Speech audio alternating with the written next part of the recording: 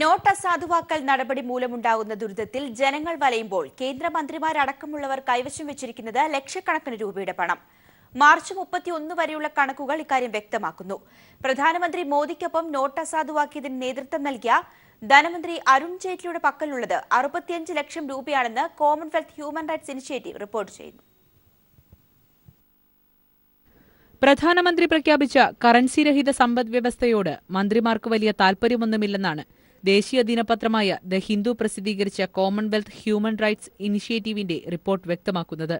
പ്രധാനമന്ത്രിയടക്കം നിലവിലുള്ള 76 മന്ത്രിമാരിൽ 40 പേർ മാത്രമാണ് കൈവശമുള്ള പണം സംബന്ധിച്ച വിവരം വെളിപ്പെടുത്തിയിരിക്കുന്നത്. ധനമന്ത്രി അരുൺ ജെയ്റ്റ്ലിയാണ് ഇക്കാര്യത്തിൽ മുന്നിൽ.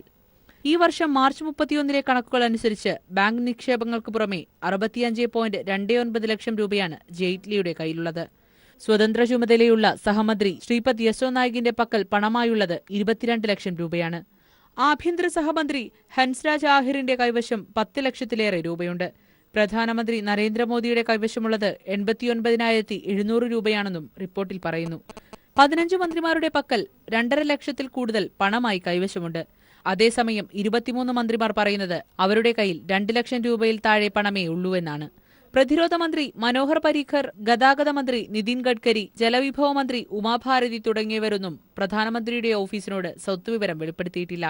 സ്വത്തുവിവരം സംബന്ധിച്ച് എല്ലാ വർഷവും കേന്ദ്രമന്ത്രിമാർ പ്രധാനമന്ത്രിയുടെ ഓഫീസിന് കണക്കുകൾ നൽകണമെന്നാണ് നിർദ്ദേശം.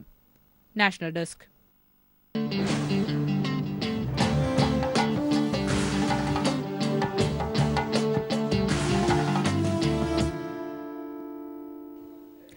രണ്ടാം ദിവസവും സംസ്ഥാനത്ത് ട്രഷറികളിലെ ശമ്പള പെൻഷൻ വിതരണ പ്രതിസന്ധി.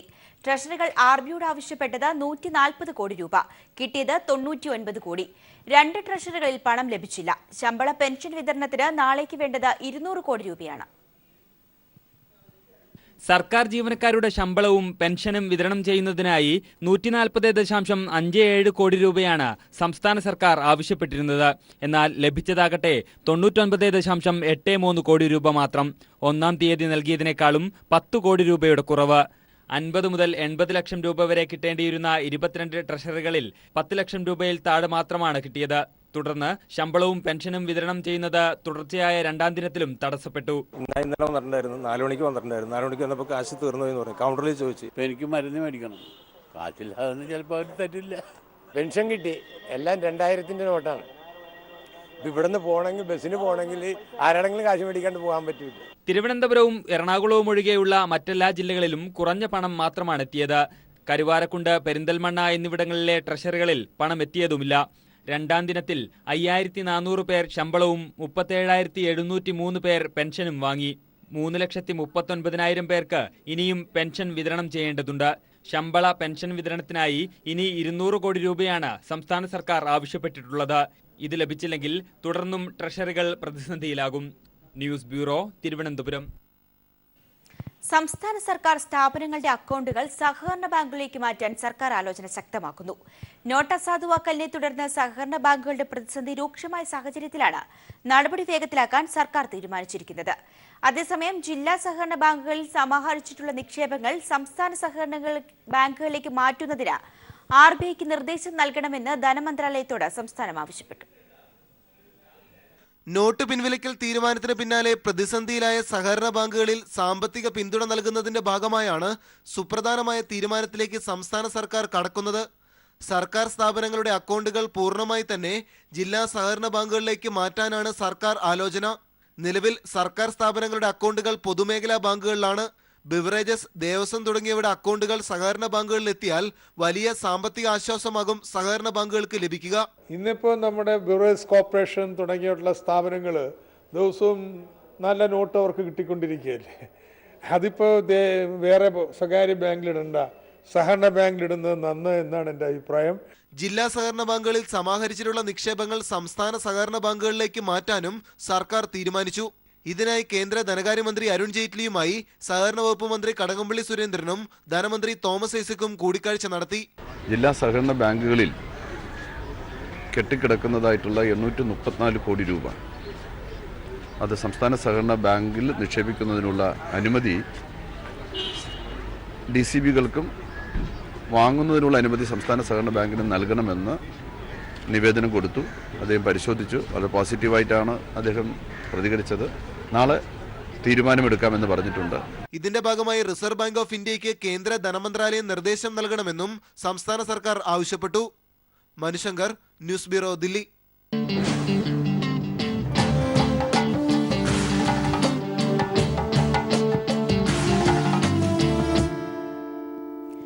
ജനറൽ ജെയിംസ് മാറ്റിസ് അമേരിക്കയുടെ പുതിയ പ്രതിരോധ സെക്രട്ടറിയാകും. നിയുക്ത പ്രസിഡന്റ് ഡൊണാൾഡ് ട്രംപ് ഒഹായോയിലാണ് ജെയിംസ് മാറ്റിസിന്റെ പേര് പ്രഖ്യാപിച്ചത്. ഇറാഖിലെയും അഫ്ഗാനിസ്ഥാനിലെയും യുദ്ധപരിചയം മുൻനിർത്തിയാണ് നിയമനം. അമേരിക്കൻ സൈന്യത്തിലെ ഏറെ പ്രഗത്ഭനായ general James Mattis mad dog എന്നാണ് അറിയപ്പെടുന്നത്. 66-കാരനായ മാറ്റിസ് 1991 ഒന്നാം ഗൾഫ് യുദ്ധത്തിലും 2001 അഫ്ഗാൻ യുദ്ധത്തിലും പങ്കെടുത്തിട്ടുണ്ട്. 2003 US നടത്തിയ ഇറാഖ് അധിനിവേശത്തിലും നിർണായക പങ്ക് വഹിച്ചു. 2010 മുതൽ 2013 വരെ US നാവികസേനാ മേധാവിയായിരുന്നു മാറ്റിസ്. ഒബാമ ഭരണകൂടത്തിന്റെ പശ്ചിമേഷ്യൻ നയങ്ങളുടെ കടുത്ത വിമർശകനാണ് മാറ്റിസ്. ഇറാനോടും ട്രംപിന്റെ അതേ നിലപാടാണ് മാറ്റിസിന്റേത്. പശ്ചിമേഷ്യയുടെ സമാധാനം തകർക്കുന്നത് ഇറാനാണെന്നാണ് അദ്ദേഹത്തിന്റെ വാദം. അതേസമയം സാന്റിയാഗോയിൽ ഒരു ചടങ്ങിൽ സംസാരിക്കവേ ചില ആളുകളെ വെടിവെക്കുന്നത് രസമുള്ള കാര്യമാണെന്ന തരത്തിൽ ജനറൽ ജെയിംസ് നടത്തിയ പരാമർശം വിവാദവും വരുത്തിവെച്ചിരുന്നു. സിറിയയിലെയും ഇറാഖിലെയും ഇസ്ലാമിക് സ്റ്റേറ്റിന്റെ അധിനിവേശത്തിനെതിരായ ഒബാമ ഭരണകൂടത്തിന്റെ ആദ്യകാല ചെറുത്തുനിൽപ്പിനെ നിശിതമായി വിമർശിച്ചിരുന്നയാളുമാണ് മാറ്റിസ്. തന്നെ പ്രസിഡന്റായി തെരഞ്ഞെടുത്ത അമേരിക്കൻ ജനതയ്ക്ക് നന്ദി പറയുന്ന താങ്ക് യു ടൂർ പരിപാടിയിലായിരുന്നു ജനറൽ ജെയിംസ് മാറ്റിസിനെ പുതിയ പ്രതിരോധ സെക്രട്ടറിയായി ട്രംപ് പ്രഖ്യാപിച്ചത്. International desk.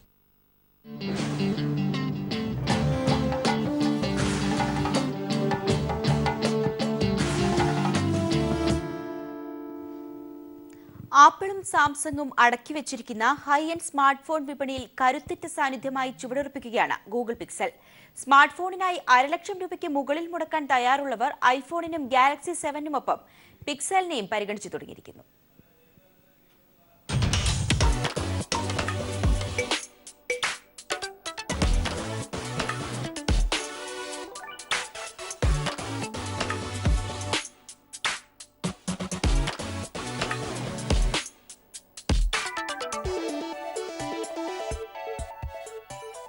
കഴിഞ്ഞ ഒക്ടോബറിലാണ് ഗൂഗിൾ പിക്സൽ ഫോൺ ഔദ്യോഗികമായി അവതരിപ്പിക്കപ്പെട്ടത്.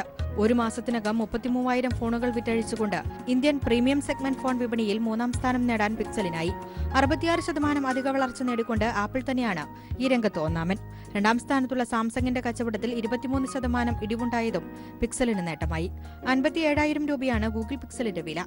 രാജ്യാന്തര മാർക്കറ്റിംഗ് റിസർച്ച് സ്ഥാപനമായ മോർഗൻ സ്റ്റാൻലിയുടെ റിപ്പോർട്ട് പ്രകാരം ഒരു വർഷത്തിനുള്ളിൽ 50 മുതൽ 60 ലക്ഷം പിക്സൽ ഫോണുകൾ വിറ്റഴിക്കാൻ ഗൂഗിളിന് സാധിക്കും. 2016 അവസാനത്തിനകം 30 ലക്ഷം പിക്സൽ ഫോണുകൾ വിറ്റുപോകുമെന്ന് റിപ്പോർട്ട് പ്രവചിക്കുന്നുണ്ട്. പൊട്ടിത്തെറി വിവാദത്തെ തുടർന്ന് സാംസങ് നോട്ട് 7ന്റെ വിൽപ്പന കുത്തനെയിടിഞ്ഞതും ഗൂഗിളിന്റെ സ്വന്തം ഫോണെന്ന പ്രതിച്ഛായയുമാണ് പിക്സലിന് തുണയാകുക. നെക്സസ് എന്ന ബ്രാൻഡ് നെയിമിൽ ഗൂഗിൾ ഇതിനു മുൻപ് സ്മാർട്ട് ഫോണുകൾ അവതരിപ്പിച്ചിട്ടുണ്ടെങ്കിലും അതൊക്കെ മറ്റ് കമ്പനികളുടെ സഹായത്തോടെയുള്ള കൂട്ടുസംരംഭങ്ങളായിരുന്നു. എന്നാൽ പിക്സലിലെത്തിയപ്പോൾ കാര്യങ്ങൾ മാറി. ഈ ഫോണിന്റെ ഓരോ ഘടകങ്ങളും എങ്ങനെയായിരിക്കണമെന്ന് നിശ്ചയിച്ചത് ഗൂഗിളിന്റെ എഞ്ചിനീയർമാരാണ്. നിർമ്മാണത്തിന്റെ മേൽനോട്ടം വഹിച്ചതും അവർ തന്നെ.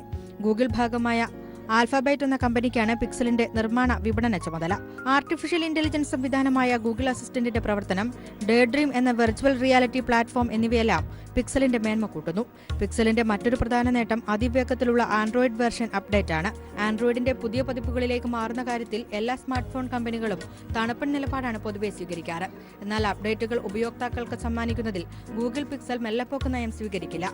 കാരണം അത് ഗൂഗിളിന്റെ ഫോണാണ്.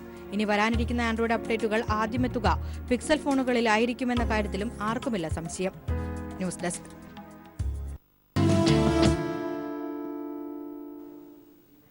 മഞ്ഞിൽ വിസ്മയം തീർക്കുകയാണ് സൈമൺ ബെഗ് എന്ന അനുഗ്രഹീത കലാകാരൻ. മഞ്ഞുമലകളുടെ മുത്തച്ഛനായ ആൽപ്സ് പർവ്വതനിരയാണ് ഈ ചിത്രകാരൻ തന്റെ ക്യാൻവാസ് ആക്കിയിരിക്കുന്നത്.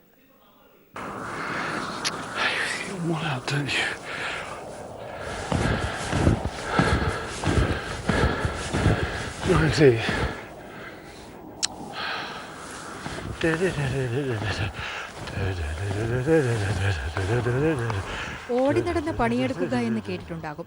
ആലങ്കാരികമായാണ് പലപ്പോഴും ഇങ്ങനെ പറയാറുള്ളതെങ്കിലും യഥാർത്ഥത്തിൽ ഈ പറഞ്ഞതിനെ പ്രാവർത്തികമാക്കിയ വ്യക്തിയാണ് സൈമൺ ബെഗ്. ആളൊരു ചിത്രകാരനാണ്. വരയ്ക്കുന്നതാകട്ടെ മഞ്ഞിലും. മഞ്ഞുമലകളുടെ മുതുമുത്തച്ഛനെ അണിയിച്ചൊരുക്കാൻ ഓടി നടക്കുകയാണ് സൈമൺ ബെഗ് എന്ന അനുഗ്രഹീത കലാകാരൻ. കഴിഞ്ഞ 10 വർഷമായി സാക്ഷാൽ ആൽപ്സ് പർവ്വതനിരയെ തന്നെയാണ് സൈമൺ ബെക്ക് ക്യാൻവാസായി തെരഞ്ഞെടുത്തിരിക്കുന്നത്. സ്കീയിങ്ങിനിടെ തോന്നിയ ചെറിയൊരു കൗതുകമാണ് ഇപ്പോൾ കാഴ്ചക്കാർക്ക് അത്ഭുത വിരുന്നൊരുക്കുന്നത്. മഞ്ഞിൽ ഓടി നടന്നുകൊണ്ട് ഭീമാകാരവും അതേസമയം അതിമനോഹരമായ ചിത്രങ്ങളുമാണ് സൈമൺ വരയ്ക്കുന്നത്. ദിവസങ്ങളോളം എടുത്താണ് ഓരോ ചിത്രവും ഈ കലാകാരൻ പൂർത്തിയാക്കുന്നത്. ഓക്സ്ഫോർഡ് സർവകലാശാലയിലെ ബിരുദധാരിയായ ബെക്ക് തന്റെ എഞ്ചിനീയറിംഗ് പാഠവും നൂതന കലാസൃഷ്ടിക്ക് മുതൽക്കൂട്ടാക്കുന്നു. സ്വയം രൂപപ്പെടുത്തിയ ഭൂപടത്തിന്റെയും കോമ്പസിന്റെയും സഹായത്തോടെ കാൽപ്പാടുകൾ കൊണ്ടാണ് ബെക്ക് നോക്കത്താ ദൂരത്തോളം കണ്ണുകൾക്ക് വിരുന്നൊരുക്കുന്നത്. ഇതിനോടകം 150-ൽ പരം സൃഷ്ടികൾക്ക് ബെക്ക് ജന്മം നൽകി കഴിഞ്ഞു. I'm really happy with the result we've got here in Stroon because it's such good snow. Certainly makes it unusual. It might be unique. Yes, it might be unique.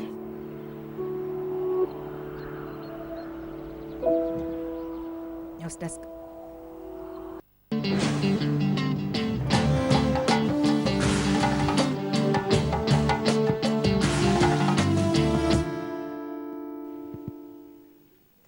അഞ്ച് സിംഹങ്ങൾ ചേർന്ന് കീഴ്പ്പെടുത്തിയ കാട്ടുപോത്തിന്റെ ഇറച്ചി പങ്കിടുന്നതിനെ ചൊല്ലി സിംഹങ്ങൾ കടിപിടി കൂടുന്നതിന്റെ അത്ഭുതകരമായ രക്ഷപ്പെടുന്നതിന്റെ വീഡിയോ നവമാധ്യമങ്ങളിൽ വൈറലാവുകയാണ്. ദക്ഷിണാഫ്രിക്കയിലെ നാഷണൽ പാർക്കിലാണ് സംഭവം. 1/4 കോടിയിലധികം പേർ ഇതിനകം ഈ വീഡിയോ കണ്ടുകഴിഞ്ഞു.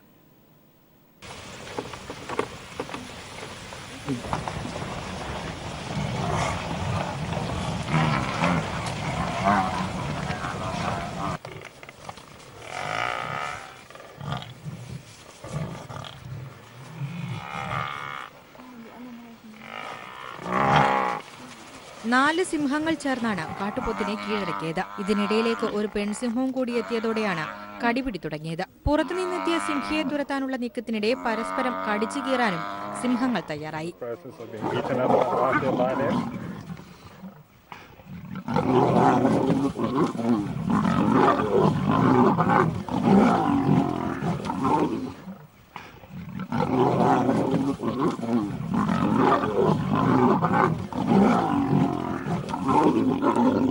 ഈ തക്കം നോക്കി പതുക്കെ എഴുന്നേറ്റ കാട്ടുപോത്ത് മുടന്തി സ്ഥലം കാലിയാക്കി.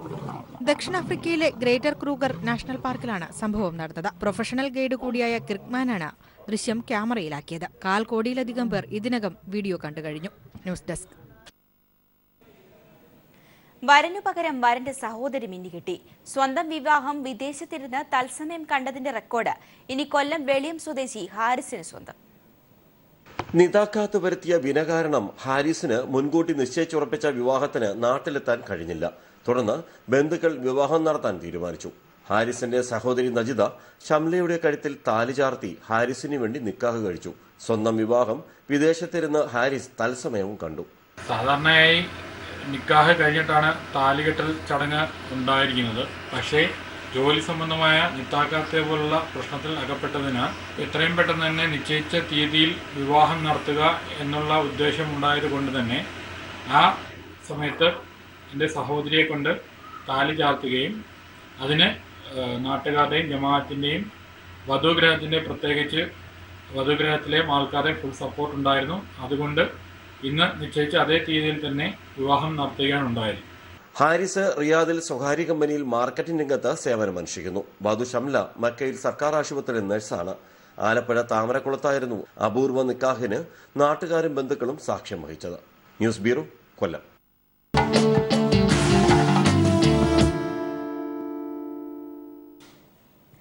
സിനിമാ ചരിത്രത്തിൽ ആദ്യമായി മലയാളം അക്ഷരമാല ക്രമത്തിൽ എഴുതിയ ഗാനവുമായി സ്കൂൾ ഡയറി എന്ന ചിത്രം വരുന്നു. സംവിധായകൻ എം ഹാജ മൊയ്നു രചിച്ച അമ്മയെക്കുറിച്ചുള്ള ഈ ഗാനം MG ശ്രീകുമാറാണ് സംഗീതം നൽകി ആലപിച്ചിരിക്കുന്നത്.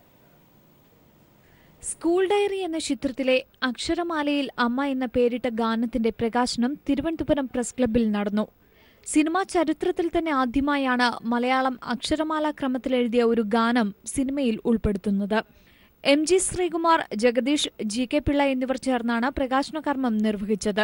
മസ്കറ്റ് മൂവി മേക്കേഴ്സിനു വേണ്ടി അൻവർ സാദത്ത് നിർമ്മിക്കുന്ന സ്കൂൾ ഡയറി ലവ്ലാൻഡ് എന്ന ചിത്രത്തിലൂടെ ശ്രദ്ധേയനായ ഹാജ മൊയ്നുവാണ് രചനയും സംവിധാനവും നിർവഹിക്കുന്നത്. ഗാനത്തിന്റെ രചന നിർവഹിച്ചതും സംവിധായകൻ തന്നെയാണ്. സംഗീതം നിർവഹിച്ച് ഗാനം ആലപിച്ചിരിക്കുന്നത് MG ശ്രീകുമാറാണ്.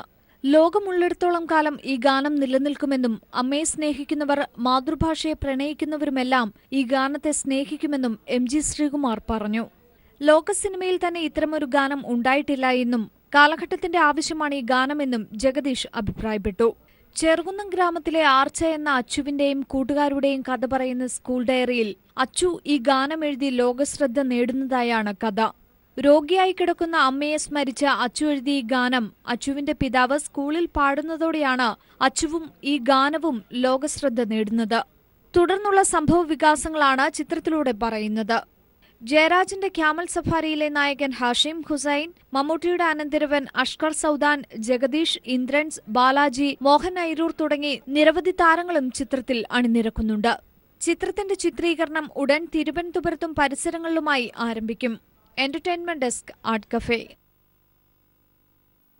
ആശങ്കകൾക്ക് വിരാമമിട്ടുകൊണ്ട് സിംഗം 3യുടെ റിലീസിംഗ് തീയതി പ്രഖ്യാപിച്ചു. ക്രിസ്മസ് റിലീസായി ഡിസംബർ 23-ന് ചിത്രം തിയേറ്ററുകളിലെത്തും. VS അച്യുതാനന്ദൻ അഭിനയിച്ച ക്യാമ്പസ് ഡയറി പ്രദർശനത്തിനെത്തി. സിനിമയുടെ ആദ്യ ഷോ കാണാൻ കുടുംബസമേതമാണ് VS എത്തിയത്. സാമൂഹ്യ പ്രതിബദ്ധതയുണർത്തുന്നതാണ് ചിത്രത്തിന്റെ പ്രമേയം. സംസ്ഥാന സ്കൂൾ കായികമേളയ്ക്ക് നാളെ കോഴിക്കോട് തിരിതെളിയും. ഇക്കുറി കിരീടം നേടാമെന്ന പ്രതീക്ഷയിലാണ് കഴിഞ്ഞ തവണ നേരിയ വ്യത്യാസത്തിൽ കിരീടം കൈവിട്ട പാലക്കാട് ജില്ലാ ടീം. 160 അംഗം ടീമാണ് ഇത്തവണ പാലക്കാട് ജില്ലയെ പ്രതിനിധീകരിച്ച മീറ്റിൽ പങ്കെടുക്കുക. പുതിയ വേഗവും ദൂരവും കീഴടക്കാനുള്ള അവസാനവട്ട പരിശീലനത്തിലാണ് പറളി സ്കൂളിലെ താരങ്ങൾ. പറളിക്കൊപ്പം കല്ലടി, മുണ്ടൂർ സ്കൂളുകളും മികച്ച പ്രകടനം പുറത്തെടുത്താൽ 6 വർഷം മുമ്പ് കൈവിട്ട കിരീടം പാലക്കാട്ടെത്തും. 160 പേർ പാലക്കാടിന് കിരീടം നേടാനായി തേഞ്ഞിപ്പലത്തേക്ക് വണ്ടി കയറുന്നു. സംസ്ഥാന ജൂനിയർ മീറ്റിനടക്കം ഇത്തവണത്തെ നേട്ടങ്ങൾ പാലക്കാടിന് കരുത്തു പകരുന്നതാണ്. കഴിഞ്ഞ തവണ 16 പോയിന്റ് വ്യത്യാസത്തിലാണ് പാലക്കാടിന് കിരീടം നഷ്ടമായത്. ലോക സ്കൂൾ മീറ്റിൽ വെള്ളിയും കോഴിക്കോട് മീറ്റിൽ 3 സ്വർണവും നേടിയ അജിത്, 1 സ്വർണം നേടിയ നിഷ എന്നിവർ പറളിക്കായി ഇത്തവണയും ട്രാക്കിലിറങ്ങുന്നുണ്ട്. കഴിഞ്ഞ സ്കൂൾ മീറ്റിൽ 3 ഗോൾഡ് ഉണ്ടായിരുന്നു. 3000 ക്രോസ് കൺട്രി.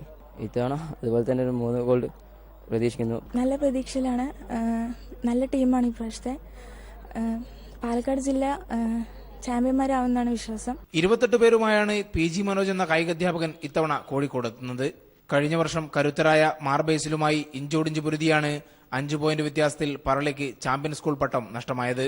പാലക്കാട് ജില്ല നല്ല ടീമാണ്. നമ്മൾ കഴിഞ്ഞ വർഷത്തെക്കാളും മികച്ച ഒരു ടീമായിട്ടാണ് കണക്കാക്കുന്നത്. പറളി എന്ന് പറയുമ്പോൾ പറളി എന്നും പാലക്കാടിന്റെ മുൻപന്തിയിൽ നിന്ന് നയിക്കുന്ന ഒരു ടീമാണ്. അത് ഈ വർഷവും ദൈവാനുഗ്രഹം കൊണ്ട് ആ ലെവലിൽ തന്നെ നയിക്കണം. അതിനുള്ള ഭാഗ്യം ഞങ്ങൾക്ക് ഉണ്ടാവട്ടെ എന്ന് മാത്രമേ പ്രാർത്ഥനയുള്ളൂ.